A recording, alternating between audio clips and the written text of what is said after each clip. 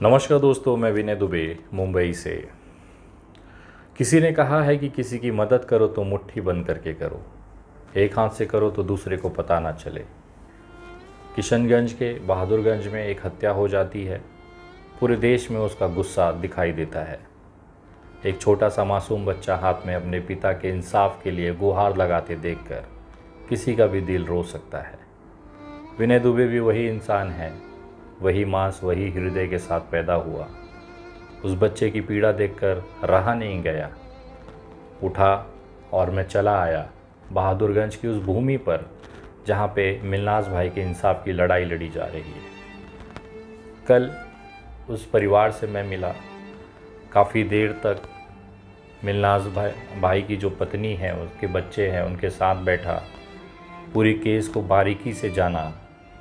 फिर शकील भाई, उनकी पत्नी, उनके बच्चों से मिला, उनकी बेटी से मिला, पूरी शिद्दत से पूरा मामला समझने की कोशिश किया और एक बंद मुट्ठी अपनी तरफ से एक छोटी सी मदद मैंने उस परिवार को की।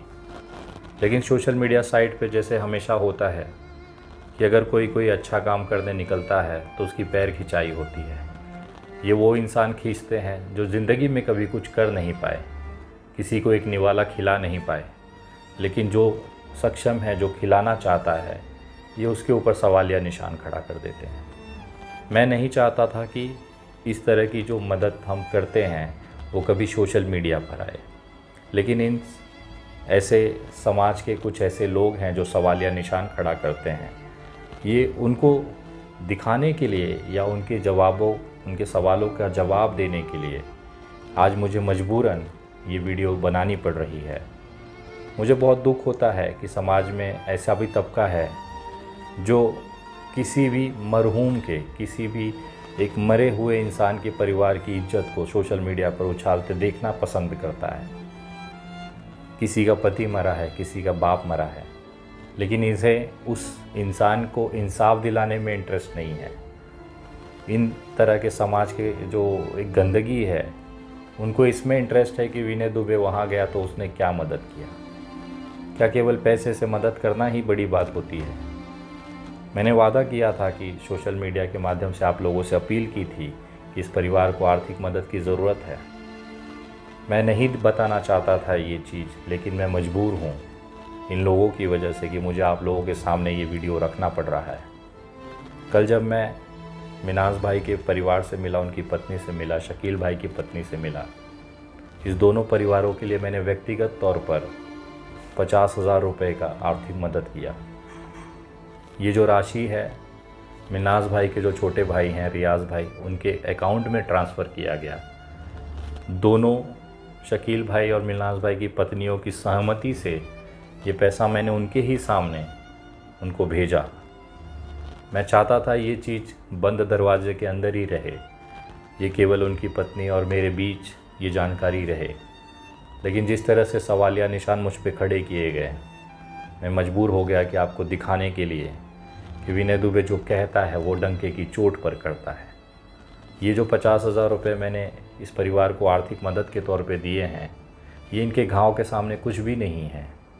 इन्होंने अपना संसार खोया है, अपना पति खोया है, उसके सामने ये 50,000 एक मिट्टी के कण के बराबर है। लेकिन कहीं ना कहीं मुझ में ये जज्बा था कि इस परिवार को अपनी तरफ से कुछ मदद करनी चाहिए, तो वो राशि मैंने उन तक पहुंचाया जैसा कि मैंने वादा किया था। इस वीडियो में आप देख रहे हैं, मुझे पता था कि भविष्य में इस तरह की चीज़ें होंगी, इसके लिए इस वीडियो को सबूत के तौर पे मैंने रखा। मेरे मोबाइल नंबर पे मैंने डिटेल्स डाली रियाज भाई की, और उसके बाद रियाज भाई के मोबाइल पर ये आर्थिक मदद मिलने की कंफर्मेशन मैंने उनसे ली। लेकिन जिस तरह से सोशल मीडिया साइट पर हमेशा से मुझे इस चीज़ को लेकर टारगेट किया गया, मुझे ऐसा लगता है कि अब मुझे ये सारी चीज़ें नहीं करनी चाहिए, क्योंकि मैं किसी की मदद करने के लिए आगे आता हूँ और लोग मुझ पे ही सवालिया निशान खड़े कर देते हैं। चंद रुपए लेकर मैं आपका क्या कर लूँगा?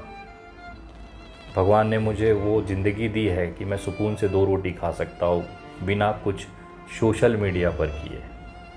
ये तो मेरी एक दिली इच्छा होती है, क्योंकि मैंने वो गरीबी, वो तकलीफ़ देखी है मैं चाहता हूँ कि भगवान किसी को न दिखाए। ऊपर वाला मुझसे ये चीज़ें करवाता है तो मैं आगे आकर कदम उठाकर ये चीज़ें करता हूँ। लेकिन कहीं ना कहीं कुछ लोगों को ये चीज़ नहीं हजम होती है। उनको लगता है कि विनय दुबे बिजनेस करता है। मेरे भाई, किसी की लाश को बेचकर पैसे कमाकर कितने दिन आप खा लोगे, और ये पैसा कहाँ तक हजम कर लोगे? अगर इतनी ही इंसानियत आपके अंदर होती तो जो विनय दुबे कर रहा है वो आप कर लेते, शायद मुझे अच्छा लगता। आपकी उस बेवा पत्नी के हाथ पे, उस छोटे से बच्चे के हाथ पे आज तक कुछ रख नहीं पाए। अगर विनय दुबे 2000 किलोमीटर दूर चलकर बहादुरगंज आकर उस परिवार को एक 50,000 रुपये की मदद करता है तो इसमें आपको दिक्कत हो जाती है। मैं क्षमा चाहता हूँ कि मुझे ये वीडियो बनाकर पोस्ट करना पड़ा, लेकिन मैं मजबूर था। समाज की कुछ सोशल मीडिया पे गंदी सोच के लोगों को उनका चेहरा, उनका आईने में गंदा चेहरा दिखाना ज़रूरी था। आपकी सोच गंदी हो सकती है। समाज के अंदर आप किस गंदगी के साथ जी रहे हैं, किसी इंसान के ऊपर आराम से आरोप लगा देते हैं, लेकिन अपने गिरेबान में आप झांक के देखते नहीं। मैं पूछ सकता हूँ आपसे भी कि आपने 1 रुपए की भी मदद उस परिवार को की है? लेकिन मैं आप जैसा नहीं हूँ। मैं उस हर दरवाजे पहुँचूँगा। आप मुझे चाहे जितना बदनाम करें, मुझे चाहे जितना आप गालियाँ दें, चाहे आप जितना मेरे बारे में बुरा समझें, लेकिन मुझे पता है कि ये 50,000 रुपये या वो राशि उस परिवार के लिए क्या मायने रखती है जिसके सर से साया छीन चुका हो। वो उसका दर्द, उसकी तकलीफ़ आप नहीं समझ सकते, क्योंकि आप तो अपने घरों में आराम से बैठे हैं। मैं निवेदन करता हूँ कि कृपया ऐसे लोगों को समाज से उनको उनका असली जगह दिखाएं। ऐसे लोगों को बताएं कि विनय दुबे गलत है तो तुम करके दिखाओ। विनय दुबे की क्यों ज़रूरत पड़ रही है करने की? रही बात मिलनास भाई को इंसाफ दिलाने की, तो वो 100% वो इंसाफ मिल के रहेगा। और अनाधिकृत तौर पे, अनऑफिशियल तौर पे एक सूचना मैं आपको देना चाहता हूँ कि कल रात को मुझे प्रशासन द्वारा सूत्र के हिसाब से जानकारी मिली है कि मिलनास भाई के 2 आरोपियों को गिरफ़्तार किया गया है और बहुत जल्द इस मामले में पूरी गिरफ्तारियां कंप्लीट की जाएंगी। तो कहीं ना कहीं आप तमाम लोगों की मेहनत सफल होती दिख रही है और बहुत जल्द मिलनास भाई को इंसाफ मिलेगा। अगर आज भी आप मिलनास भाई के परिवार को आर्थिक मदद भेजना चाहते हैं तो मैं कुछ दिनों बाद वापस किशनगंज जाऊंगा और उस समय ये पूरी धनराशि जो आप लोगों ने मदद के तौर पे दी है इस परिवार को समर्पित कर छोटे से बच्चे का पैर छूकर आशीर्वाद लूँगा। अगर आप भी इस मुहिम में जुड़कर इस परिवार को मदद करना चाहते हैं तो आप गूगल पे, पेटीएम और यूपीआई नंबर 9867225779 इस नंबर पर भेज सकते हैं। ये जो QR कोड है इसको भी स्कैन करके आप भेज सकते हैं। आप लोगों को सवाल आता होगा कि मैं अपना अकाउंट क्यों दे रहा हूँ, तो आपको बताना चाहूँगा कि इस दोनों परिवारों के जो मुखिया हैं, उनकी पत्नी हैं, उनके कोई अकाउंट्स नहीं हैं। इनके भाई का एक अकाउंट है, लेकिन आप फिर उस पर सवालिया खड़ा करेंगे। पैसे का व्यवहार है, मैं चाहता हूं कि ये सीधा उनकी पत्नियों के हाथों में पहुंचे। उसके बाद इस पैसे का, इस आर्थिक मदद का वो चाहे जो करना चाहे। बच्चों को पालना है, कानूनी लड़ाई लड़नी है, बहुत खर्चे होते हैं। सिर्फ दुआओं से केस नहीं जीते जाते, ये आप भी जानते हैं। कोर्ट कचहरी में 100 रुपये का स्टैम्प पेपर जब लगता है तो किसी की दुआ से वो 100 रुपये का स्टैम्प पेपर नहीं आता है, उसके लिए पैसे खर्चे करने पड़ते हैं। मैं तो उस परिवार के लिए आप लोगों से निवेदन कर रहा हूँ, अपील कर रहा हूँ, जिसका कोई सहारा नहीं बचा है। जो सबसे छोटा भाई है वो भी पढ़ाई कर रहा है। इस परिवार के आगामी जो ज़िंदगी है वो बहुत तकलीफ़देह है।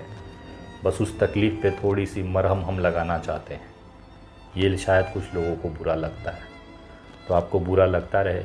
विनय दुबे अच्छाई की सप्लाई जारी रखेगा। आप तमाम लोगों से निवेदन है, जितना ज़्यादा हो सकता है इस परिवार को मदद करें और मिलनास भाई के इंसाफ के लिए आवाज़ उठाते रहें। विनय दुबे डंके की चोट पर इस मामले को आखिरी मुकाम तक ले जाएगा। बस आपका साथ, आपका विश्वास इसी तरह से मुझ पर बना रहे। मिलनास भाई को इंसाफ मिल के रहेगा। जय हिंद, जय महाराष्ट्र। अस्सलाम वालेकुम, आदाब दोस्तों।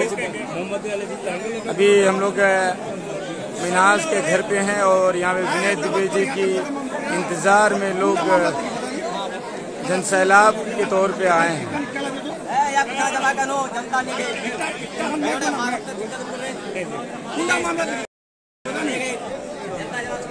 ये भीड़ पैसे से मंगाई हुई भीड़ नहीं है, बल्कि मिन्हाज के इंसाफ के लिए आए हुए लोग हैं। विनय दुबे जी बहुत जल्द 5 से 10 मिनट के अंदर में आप लोगों के बीच में पहुंचने वाले हैं।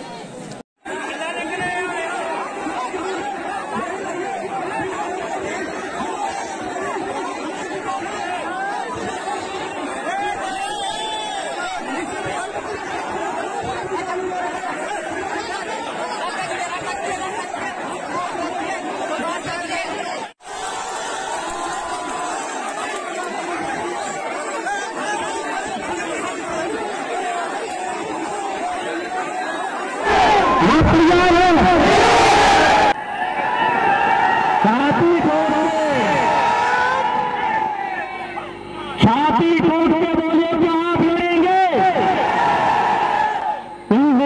इंसाफ दिलाएंगे। मैं धन्यवाद करता हूँ ऐसी जनता को यहाँ पर जो इस तरह से इंसाफ पसंद है। वरना आज तो हमने देखा है कि साले दो कौड़ी के बड़े साले दलाल तलवे काटने में बिजी है। आज यहाँ पे जो जितने भी सर दिख रहे हैं, जितने भी लोग दिख रहे हैं, वो चाहते हैं, वो बेखौफ हैं। क्या आप डरते हैं सरकार से? क्या आप डरते हैं सरकार से? किसी का बाप नहीं डरा सकता, उनकी औकात नहीं है कि इसको डरा सके। अगर इंसाफ नहीं मिलेगा तो छीन के लिया जाएगा। ये हमारा संवैधानिक अधिकार है और इस संविधान के अधिकार को कोई माइकल आलम से छीन नहीं सकता। अगर सीधे तरीके से नहीं मिला तो हलक में हाथ डाल के इंसाफ निकालेंगे। यहाँ पे कितने लोगों पे एफआईआर हुई थी जब वो दंगा हो, जो वहां पे टायर वगैरह जलाया गया है? हाथ उठाइए, कितने लोगों पे है? 40 लोग। मैं यहाँ के एसपी महोदय से कहता हूँ कि जेल के दरवाजे खोल दो। वो 40 नहीं, ये पूरी जितने लोग दिख रहे सब जेल जाने को तैयार। 40 से कुछ नहीं होगा। अगर इंसाफ लेने के लिए 4 लाख लोगों को भी जेल जाना पड़ेगा तो अब जेलें खोलो, हम लोग आ रहे हैं। अगर जेल जाकर ही इंसाफ लेना है तो हम वैसे ही इंसाफ लेंगे जैसे आप चाहते हैं। लेकिन हमें कोई भी कानून नहीं तोड़ना है। पुलिस हमारी मदद के लिए है, सरकार पे हम भरोसा न करें वो अलग बात है, लेकिन पुलिस की जो खाकी वर्दी है वो संविधान के दायरे में आती है। हम लोग संविधान की किताब लेकर लड़ने वाले लोग हैं। हमें कोई भी तरह की ऐसी कोई घटना नहीं करनी है जिससे कानून या नियम व्यवस्था टूटे। और जो ये तोड़ता है, समझिए वो इंसान न संविधान में विश्वास करता है, न इंसानियत में विश्वास करता है। आप तमाम लोग यहाँ पर आए, इतने देर से आप इंतजार किए।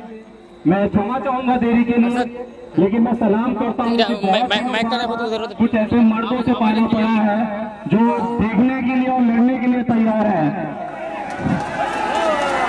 मैं इन तमाम मर्दों जिसके पास मोबाइल है फ्लैश लाइट ऑन कर लें और देश की जनता, देश की सरकारों को दिखा दे कि ये जो उजाले आप दिख रहे हैं ये आपके ताकत के सामने नहीं झुकेंगे। प्लीज अगले 2 मिनट कोई भी, मैं निवेदन करूंगा, हम किसी को श्रद्धांजलि देने जा रहे हैं, कोई आवाज ना करे, जो जहां है अपनी जगह खड़े रहे और अपना जो मोबाइल का फ्लैश है उसे ऑन कर मिन्हाज की आत्मा के शांति के लिए हम मौन में सिर्फ 2 मिनट का उनके लिए श्रद्धांजलि करेंगे। स्टार्ट।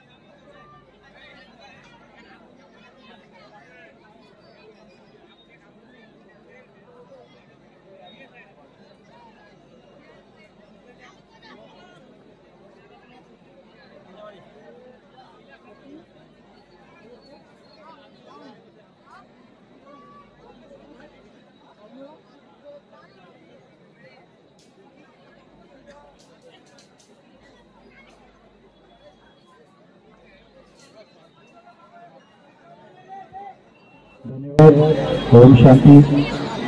हम लोग प्रार्थना करेंगे कि मेरा भगवान, मेरा अल्लाह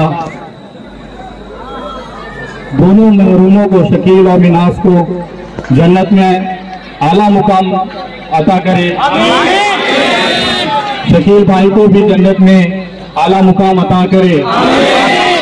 हम सब दोनों के इंसाफ के लिए लड़ते रहेंगे और तमाम लोगों को मैं धन्यवाद करता हूं कि आप लोग साथ हैं और इस परिवार का साथ कभी मत छोड़िएगा। विनय दुबे, आपका पैर पकड़कर मैं निवेदन करता हूं कि इस परिवार की हिम्मत आप और हम सबसे है, तो कृपया एक भाई की तरह पे हम उसके साथ खड़े हैं, उस परिवार के साथ खड़े हैं और बहुत जल्द इस मामले को निपटा के ही मैं मुंबई वापस जाऊंगा, ये मैं वादा करता हूं।